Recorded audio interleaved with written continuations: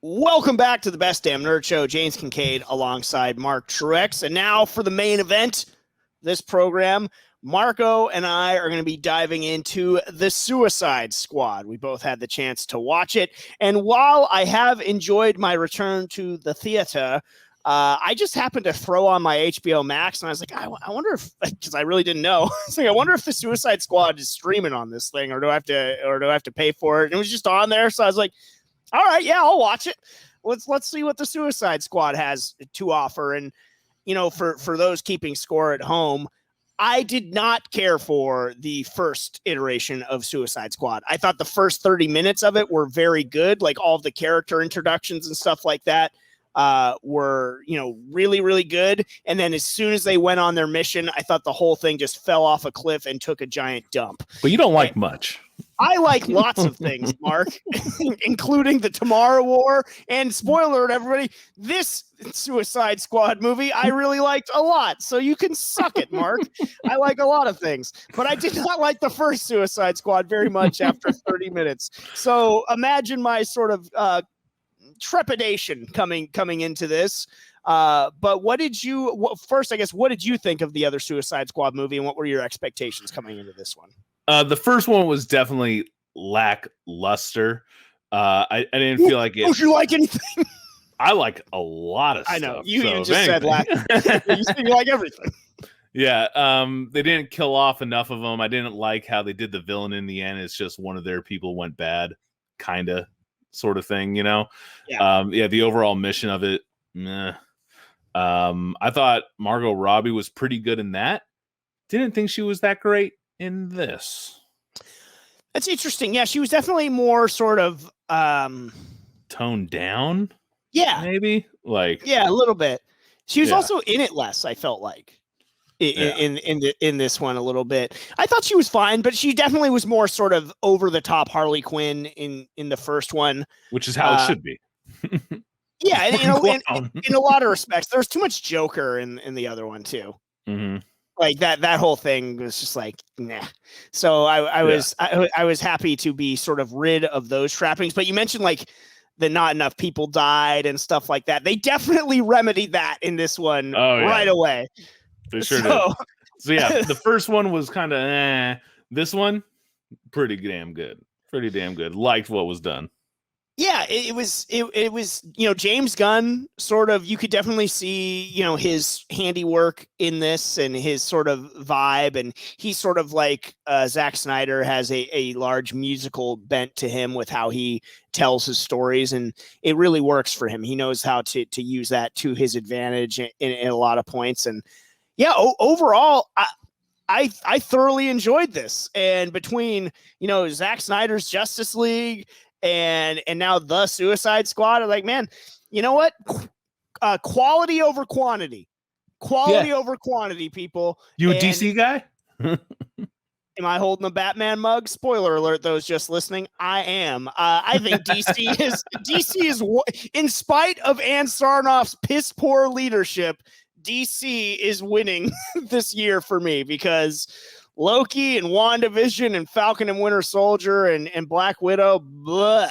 But Zack Snyder's Justice League and now the Suicide Squad, thoroughly enjoyed both of them. So you know what? Make mine DC, I suppose. There you go. So I'm feeling it. This was a lot of fun. It wasn't, you know, perfect. There were some things that I might have changed a little bit, but let's go over the cast first. And we had Margot Robbie returning as Harley Quinn. Idris Elba as Bloodsport. I will circle back to that in a moment. John Cena as the Peacemaker. We had Joel Kinnaman as Colonel Rick Flag. Michael Rooker as Savant. Viola Davis as Amanda Waller. Nathan Fillion as TDK. Jai Courtney, Captain Boomerang. Pete Davidson was in there as well. He was great. No, he was not. He was not. He was fantastic. First of all, Pete Davidson stinks, and thank God he was in this only a little bit. But even the part that he was in, he managed to just not do well at all. He is atrocious in every. He's not funny. He's not talented, and he's just an abysmal creature. It was delightful to see him there. It was not. It was the only thing was delightful to see him get his face blown off. Because Pete Davidson sucks. Dude, back to hating again. Back to hating. It's Hey, ridiculous. why do you do this? It's ridiculous. You draw It's ridiculous. this out of me. Why do you do this? Yeah, I'm having a good time. This movie. I'm having a good time. Yeah, I didn't say it was perfect. I was trying to have a good time, vibing with you, you know. And you do this to me. You do something really nasty, like compliment Pete Davidson. Anyway, he stunk. But your guy Nathan Fillion was in this for a fun little cameo. And you know, I wasn't a big fan of the character he played, but I get that it was just to be stupid. But you know, he was one of the characters that they essentially like have this distraction squad that involves Harley Quinn as well. That was just to sort of divert attention and everything like that. So we got to see a lot of characters get killed, but I think one of the things that we wanted to see and we got paid off with this was Amanda Waller actually use the head explosion function, and that's what happened. That is what befell Michael Rooker's character of Savant. And so I think that was a good use of characters. I think one of the things that works about a Suicide Squad movie, although I still maintain they would probably work better as a TV series, sort of villainous A-Team style kind of deal, is the fact that you can just take all these characters that people don't really know all that much about. So there's low stakes if you just decide to gank a few of them, you know? Maybe you piss off a couple like diehard fanboys. I don't think there are any diehard Savant fans out there, but you know, dude. But Boomerang. Oh yeah, that was rough, man. First of all, if you were a long time listener of this show, the fact that I was bummed out that Captain Boomerang got killed, how far I have come, Mark. I was sad. Seeing Boomer go was a shock, but I think you need that kind of buy-in on this, like the fact that you have these two different squads, and one's a diversion, and we lose off so many characters, and like you said, it's cannon fodder for the most part, but then you tie in an actual death that maybe the audience is going to resonate with, because he was from the first squad, if you're relating it to the 2016 movie, and getting that acknowledgement of his departure with Harley and everything added a certain level of like, it's not just fun and games, like these were some people we liked. And also like a little bit of the tie-in with this continuity's Flash and stuff like that, so it was, it was an impactful death, and it was very much so a sort of churning of the page, but they still wanted to keep Harley Quinn. So, I definitely get that, but I was surprised to see him go, especially so early. That was rough. Ravaged by that helicopter. All the death sequences were pretty stellar. They all came out, and how it all started just escalating. Like each one of them died. So good. It was the literal suicide mission, and it went wrong because of that hack, Pete Davidson. Idris Elba as Bloodsport.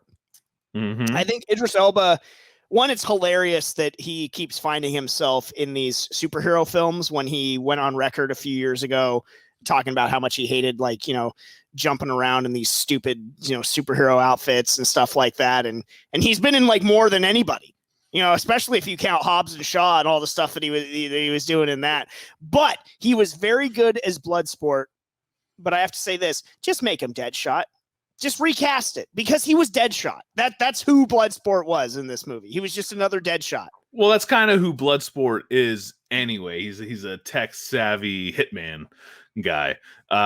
I would have loved to see Deadshot again, though, because he basically ran the Suicide Squad for the last, 10 years in the books, at least. He's a pretty essential character for what Suicide Squad is nowadays, just like Harley Quinn is, right? Yeah, that's why I thought, it sucks that we didn't get Will Smith back. I think in a bad movie, Will did an admirable job. Certainly the issues with the movie were not Will Smith's fault, but we are where we are. You go to war with the army you got. Just have Idris Elba be the new Deadshot. You already recast him once. I'm not going to buy into Bloodsport. I'm not going to care about the character of Bloodsport outside of the confines of this particular movie. You think they made a new star in Bloodsport? I do. I think his look was cool. I liked his gadgetry, the way it all extrapolated up. I liked his character, and even his just kind of development of where he's, yelling at his daughter in prison is just definitely like Deadshot in the first one. And then at the end, though, he's a hero. That sounds kind of like Deadshot. Like what they were going for anyway. It's like they almost took the same story they would have given to Deadshot and just palette swapped in their Bloodsport. Seems like that's exactly what they did. There's a lot of hitmen and assassins. Yeah, I get it. And also with like the daughter thing going on and stuff like that. Yeah. And Peacemaker. Come on. Yeah, well, yes. Like, he's not unique. He does what I do. I do it better. Listen, smaller bullets.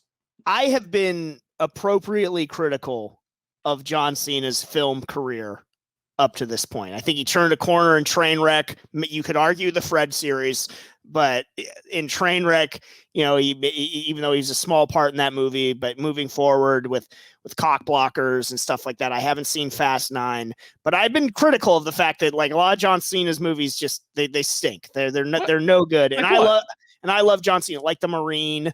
Hold on. The Marine is awesome. That was a wonderful debut. No, it wasn't. Dude, The Marine was awesome. It was not. But I am so mad right now. I can't believe you're saying this to me. The Marine is sick. That movie is dope. That is like pure man movie adrenaline. But maybe I'll rewatch it, Mark, and I'll enjoy it. But I remember going to see it in theaters, and I went in like trying to force myself, like I'm gonna swallow this down and I'm gonna like it because damn it, it's a John Cena movie and he needs my support. Hoorah! But oh my God. I say all of that to say how far John Cena has come and how much this is not ironic. This is not me being biased as a wrestling fan. He stole the show in this movie. I did not expect him to be in it as much as he was, but he was front and center throughout a lot of it. He ended up turning into be one of sort of the not big bad, but certainly a sub boss here at the end. But he was ever present to the plot. And he stole the show. He was captivating on screen. Love the Peacemaker. I'm so excited for his series now because of his portrayal in this. John Cena was the best part of the Suicide Squad. He was fantastic. He was fantastic in it. His deliveries on it. And then when he needed to be bad, he could be bad and dumb for sure. And even the conflict in him when he, spoiler alert, everybody, turn off your Zunes or other non-name brand MP3 playing devices. But when he killed Rick Flag, and he even looked conflicted there, but still did it because Peacemaker is such a son of a bitch. Mm-hmm. He was great. Peacemaker's cool character. That's who the comedians, kind of modeled after in Watchmen. And he has like a silly kind of look, but it looks awesome. And I like how they address it. It looks like you got a toilet seat on your head. It's that toilet seat. It's awesome helmet. Covered in blood. I love that they went for it with the outfit too, and he's got like the doves on him and stuff like that. And the creative note that he got was to play it like a broy Captain America, and that's exactly what he gave us. And I legitimately thought he was fantic. And when he shows up just in his underwear. Why are you in your underwear in the middle of the jungle? Tidy whities, this racist.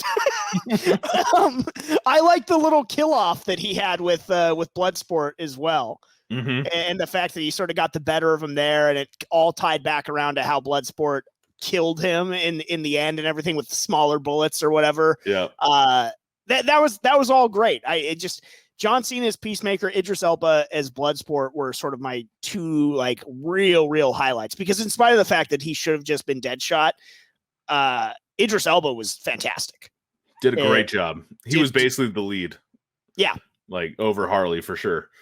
Yeah, absolutely. It was very much so ensemble. Another one that's been getting a lot of praise, and I certainly enjoyed as well, more than I thought that I would, because this is where sort of, more of the silliness comes in. But Sylvester Stallone as King Shark. A lot of people are really loving Sly as King Shark. What did you think? Yeah, I when I first saw that his name was up there, because I didn't realize he was going to be King Shark, I was like waiting for it, and then I just forgot that he was even in the movie. And I didn't even realize he was the shark. And then now, like, listening back to it in my head, I'm like, oh, yeah, for sure that's Sly.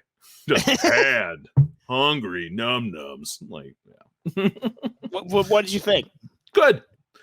I wished King Shark was a little smarter with it than as dumbed down as he is. He's kind of like this version of the movie's Killer Croc. Yeah. Because I've been watching a lot of the Harley Quinn animated series on HBO Max, which is Great show. Check it out. They got a character just like you on one of the episodes. A gatekeeper. It's fantastic. I love gatekeeping. Stay out. Yeah. So, but King Shark's on that show, and I really like what they've done there. And it's a super silly, comical, and graphically violent show. Does she defeat so villains with her farts? No. Good. No farts yet like that. Good. Maybe. But so I was hoping to see King Shark that was a little more mentally developed, because I'm used to seeing him in some of his other portrayals. So how dumbed down he was, but it worked. It was fine. Generally the portrayal of him has been intelligent. Yeah. Like exactly. And so this was more like kind of just beast, more beast than anything. He was Killer Croc. Mm-hmm. But I did enjoy it though for what it was, and especially like as the movie went along. I mean, he was a really tough, badass fighter and everything like that. I mean, he was very much so like this team's Hulk as well in terms of just sort of being unkillable. I thought he was going to bite it when those freaking alien piranhas had him though. Yeah. I like thought he was done. There's this whole courting dance, and he thought they were friends, and then they just show all their razor teeth. That little turn. It was actually kind of a sweet scene too at first. Mm-hmm. Another thing. So okay, I did not like Ratcatcher. They were trying to make her like the heart of the group for sure, and I thought that she was okay. I thought she was all right. The whole narcoleptic kind of sleepy millennial vibe was a little heavy at first, but overall she was all right. I wish she wore the mask more, because I do like the Ratcatcher look when all dressed up. So I wish she donned the mask a lot more than what she did. I think that she did an admirable job as sort of, the sort of heart appeal, at least appealing to Bloodsport's sort of heart and him not having any good left in him. Like, that's fine. And just in saying this, the overall emotional equity that is built up in this movie far exceeds the first one. Like, if people couldn't remember, but if you don't, I railed against the first Suicide Squad when they have that sort of moment in the bar, and I think Diablo was like, I lost one family, I'm not losing another one. Like, what are you talking about, bro? Like, this is way too early in the movie to sort of be having these feelings. This movie was so much more restrained and organic with that it's really not until the end that you get that type of stuff. Like, even the moment with Idris Elba finally trying to pet the rat at the end, even though he has a phobia, like, it's all very earned.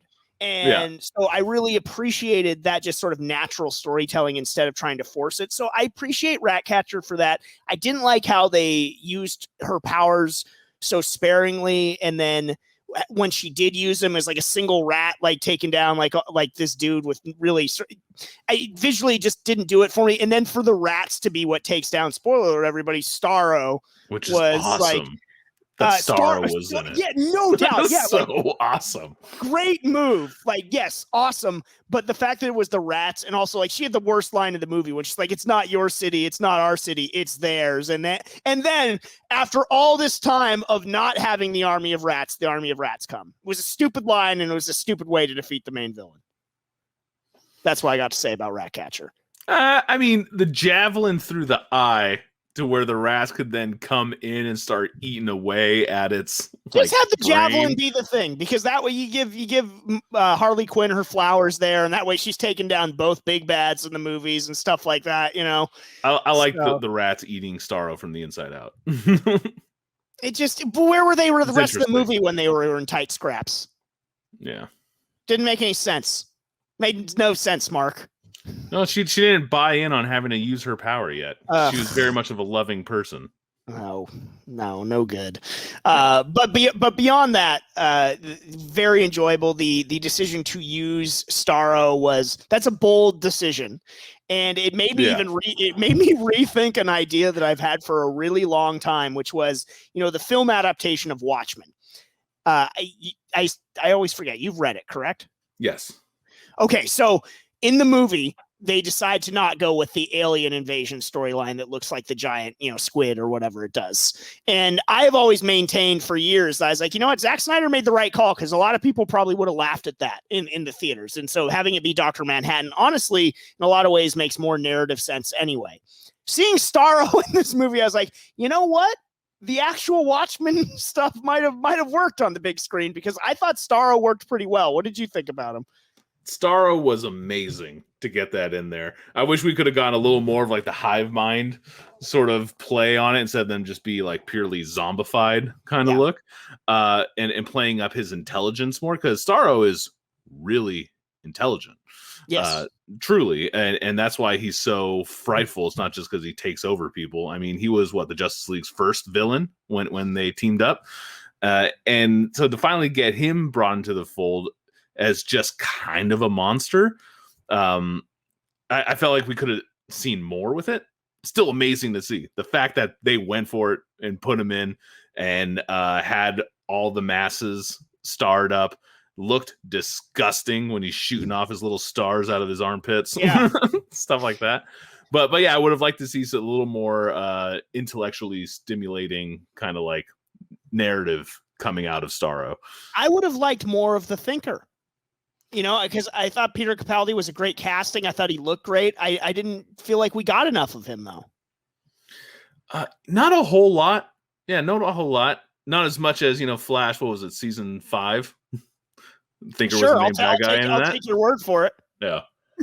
Was he in it? He was like the main bad guy. I believe it was season 5. But what did you think of him in the movie? Good. Yeah, downplayed. Like, you didn't see all the thinking necessarily. Like he's playing a game of chess and getting ahead of people. It just seemed like he was a bad guy with stuff on his head. Yeah. Yeah. So could have used a little bit more of him. Something else I thought was a little sort of unneeded was the kind of the resistance subplot. With the garbage. It didn't add anything to the movie at all, and it was just ultimately kind of this irrelevant sort of vestigial plot device that was just added on. I didn't really care for that. And there was no real payoff to it. No, not at all. There's no point. Yeah, it was maybe if Flag didn't die. Yeah, exactly. It would have been something. Yeah, but he did. But he did. So there was really no point to that at all. And I'm fine with the sort of the whatever regime change and everything like that, and sort of the dictatorship that was going on here. Like those were better villains for the Suicide Squad to sort of just mop up than what we got in the first one, because they weren't like humans, so there's no real attachment to it. So this just felt you could feel this more, Yep. Yeah, and I liked the general that they had came over. Yeah, dude, from, the strain. Yeah. Strain, yeah. Angel. Yeah. Luchador, baby. Yeah, I loved seeing him. What did you think of Harley Quinn's brief love interest with the would-be king of this country that was romancing her? I did like that. I like that, like, he kind of just swooped her up and she thought she could be like a princess for a bit, and their brief taboo love affair, but then she killed him. He was like, nope, red flag, and like, cool, that's a Harley thing. For sure. But then she starts kind of monologuing on it and it didn't stick. Like she was trying to do like this kind of like her mind's rambling on some things, making loose connections and trying to like, I don't know. Her delivery on a lot of stuff didn't work for me this time around. I liked what ultimately happened with her, but like Margot Robbie's delivery, it wasn't comical. In certain ways, it just felt a little messy and like unfortunate. I did like her sort of enduring the torture, and then when she got out, the montage to the song that she was singing was good. Just a Gigolo, and so how they used music with her and her escape was really good. I thought that was maybe her best scene of the movie. What was that? I really did appreciate that for it. Mm-hmm. What else did she even get to do in this movie? Because there was one other scene that I really liked of hers that I'm drawing a blank on right now. Yeah, I liked her holding on to the javelin, just like trying to figure out what it's for and how she liked javelin.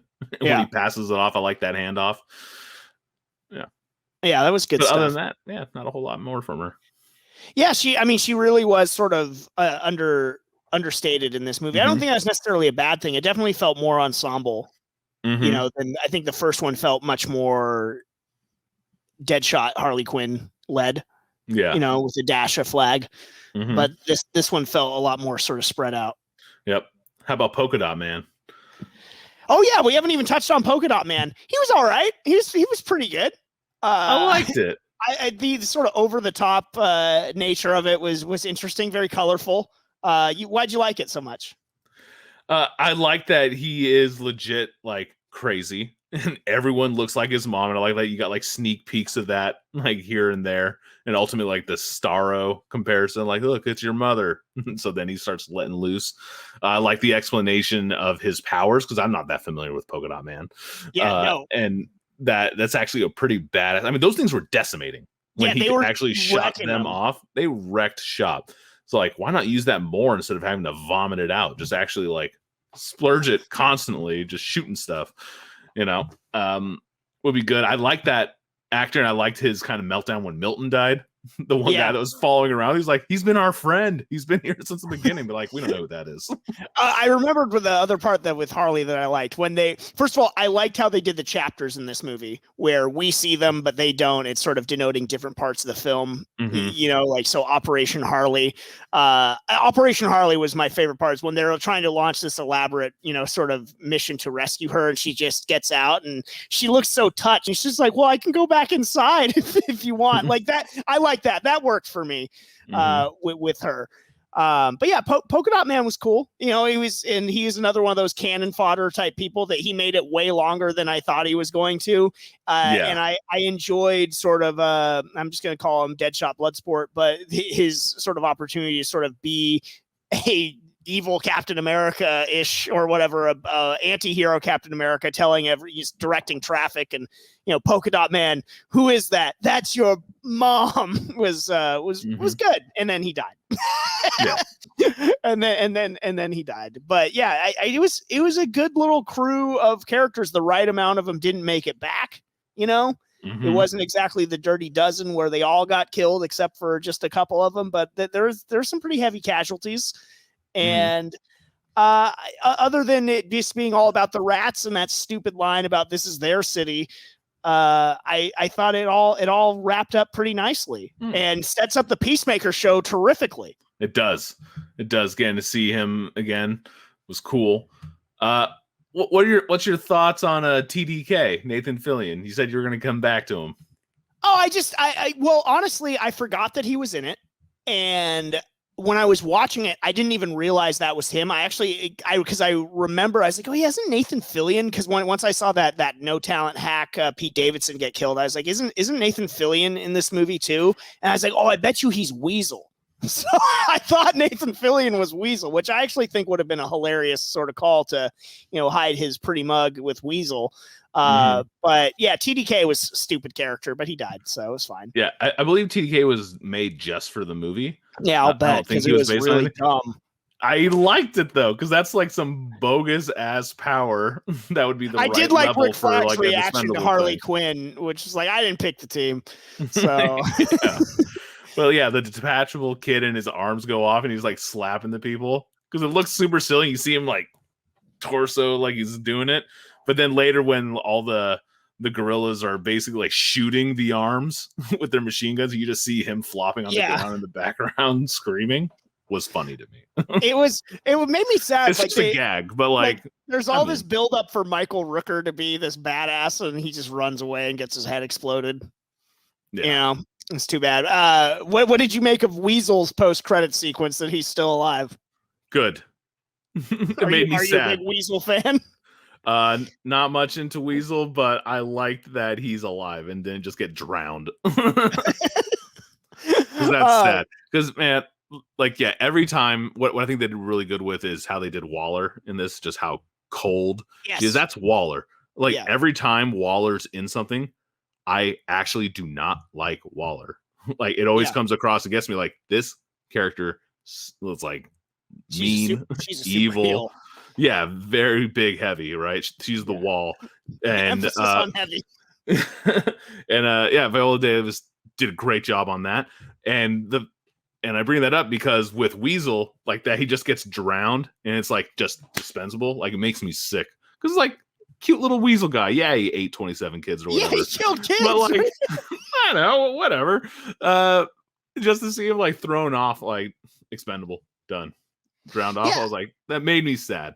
As opposed to at least getting out there into the fray and fighting. Like, it wasn't like Davidson getting his face blown off or the helicopter going down with Mongal or anything like that. Oh, yeah, we didn't even talk about Mongal. I mean, they were just throwing Javelin Man or whatever. Like, that's the thing is there are so many just failure to launch and just, like, tiny characters that you could throw into this movie or another subsequent movie or maybe Peacemaker's series and stuff like that. That I know that's kind of a fun deal that we'll get to see sort of these like very obscure corners of the universe. And, you know, by and large, I think most of them will get killed, and that's okay too. Like, that's kind of part of the fun is that, you know, actually characters can get killed in these, where it's like, even, you know, if you kill Superman, you know, he's coming back. Got to. Like, yeah, he's got to. And that's fine because he's Superman. But, you know, Polka Dot Man can stay dead. You know, it's fine. Nobody will miss him. He was good for what he was, but, you know, now he's dead, and that's okay. Do you think Rick Flag will come back, or do you think he's just dead as Dillinger?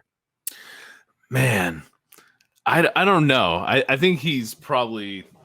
No, they're going to have to bring him back. I feel like they're going to bring him back, too. They're going to have to bring him back. And that's one thing that made me sad on the op in the very beginning, is where we had basically the two teams. One's the distraction, is how it at least panned out. It felt like that's what was kind of like organized, and that flag was put on the Dispendable team. Yeah.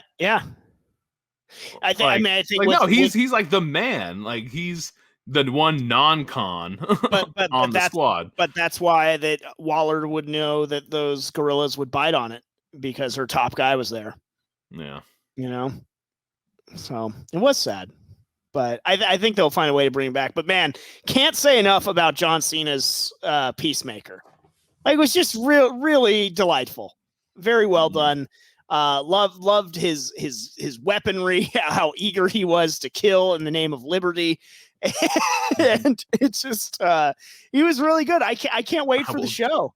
I will do anything to bring peace. I liked it when they were trying to rescue Harley, and he's like, I've got eyes on the only one in the office. I can take the shot. And it's just like some cleaning lady. He's ready to kill a complete innocent because he's a psychopath.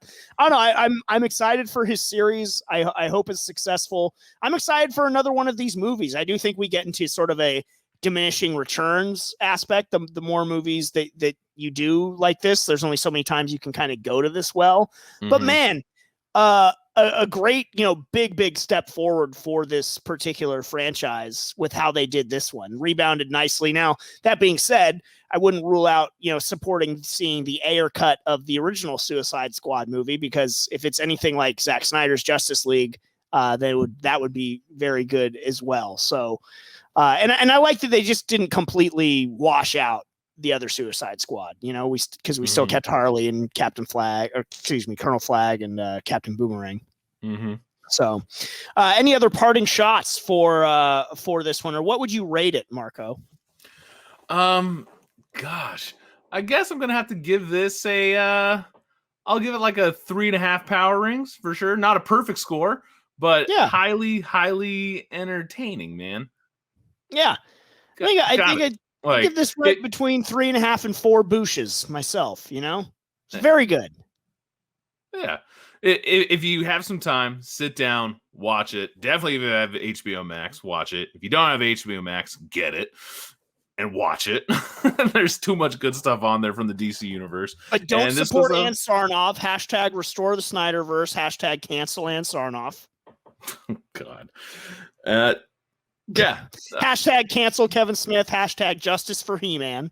This was definitely like the Suicide Squad you'd expect to get when the original film was announced.